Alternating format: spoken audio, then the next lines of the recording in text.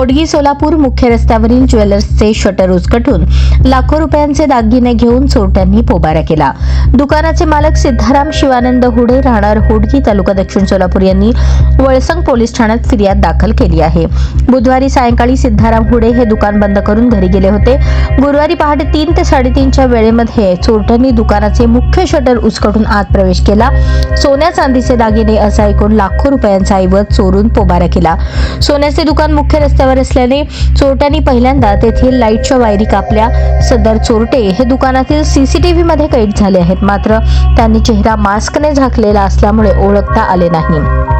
घटनेची खबर मिळताच अक्कलकोट परिक्षेत्राचे पोलीस उपअधीक्षक विलास यामावार, वळसंग पोलीस ठाण्याचे सहाय्यक पोलीस निरीक्षक अनिल सनगल्ले, डॉग स्काउटचे पोलीस उपनिरीक्षक मस्के हे घटनास्थळी दाखल झाले।